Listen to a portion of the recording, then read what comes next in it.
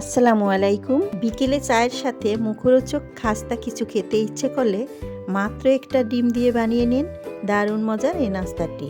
বাচ্চাদের টিফিনের জন্য এই অসম্ভব মজার নাস্তাটি ঝটফট তৈরি করে নিতে পারেন। আশা করছি আজকের রেসিপি আপনাদের কাছে ভালো লাগবে। ভালো লাগলে অবশ্যই লাইক কমেন্ট করে জানাবেন আর চ্যানেলটি সাবস্ক্রাইব করে রাখবেন।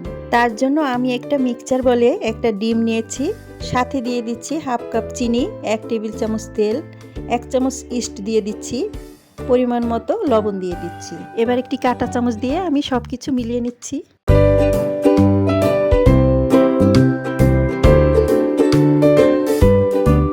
এরপর দিয়ে দিচ্ছি 1.5 কাপ ময়দা।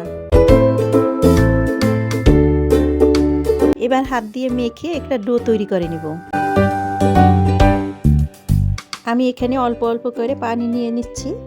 পানিটা একবারে দেওয়া যাবে না, যতটুকু প্রয়োজন ততটুকু আমি দিয়ে ডোটা তৈরি করে নিচ্ছি। এবার দিয়ে দিচ্ছি 1 চামচ বেকিং পাউডার।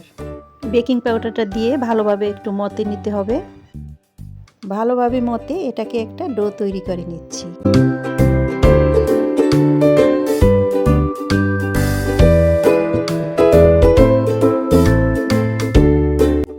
এবার এটাকে একটা ভিজা কাপড় দিয়ে ঢেকে রাখবো 20 মিনিটের জন্য। 20 মিনিট পরে চলে এলাম। এতক্ষণে ডোটা ফুলে কিন্তু ডাবল হয়ে গিয়েছে আর ডোটা খুবই সফট হয়েছে। এবার 2 টেবিল চামচ বাটার দিয়ে দিচ্ছি। বাটারটা দিয়ে কিন্তু ডোটা ভালোভাবে মেখে নিচ্ছি। খুবই মজার একটা নাস্তা, আপনারা বাসায় অবশ্যই ট্রাই করবেন।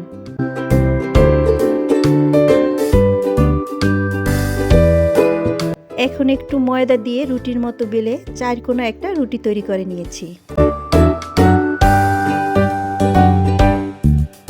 এবার রুটির উপরে একটু ময়দা ছিটিয়ে নিয়েছি। এখন নাস্তাগুলো বানানোর জন্য আমি একটা পিঠা কাটার নিয়েছি। এটার সাহায্যে আমি রুটিটাকে কোণ করে কেটে নিচ্ছি।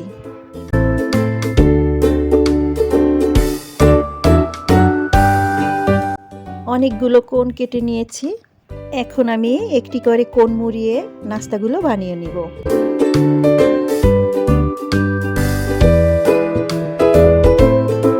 এভাবে সবগুলো নাস্তা তৈরি করে নিয়েছি।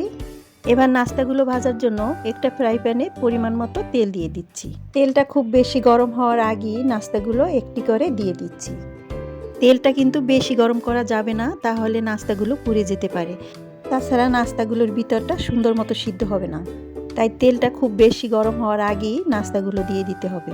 আর চুলার আঁচটাও কিন্তু আমি কমিয়ে রেখেছি। নাস্তাগুলো আমি একটু উল্টিয়ে ভেজে নিচ্ছি। নাস্তাগুলো দেখতে যতটা সুন্দর, খেতে কিন্তু আরও দারুণ মজা হয়েছিল। খুব সুন্দর একটা কালার চলে এসেছে। এবার নাস্তাগুলো তুলে নিব। আশা করছি আজকের নাস্তার রেসিপি আপনাদের কাছে ভালো লেগেছে। অবশ্যই লাইক কমেন্ট করে জানাবেন। ভিডিওটি ভালো লাগলে অবশ্যই ফ্রেন্ড অ্যান্ড ফ্যামিলির সাথে শেয়ার করবেন। আর নতুন রেসিপি পেতে চ্যানেলটি সাবস্ক্রাইব করে আমার পাশে থাকবেন। পরবর্তী ভিডিও দেখার আমন্ত্রণ জানিয়ে এখানেই শেষ করছি। সবাই অনেক অনেক ভালো থাকবেন। আল্লাহ হাফেজ।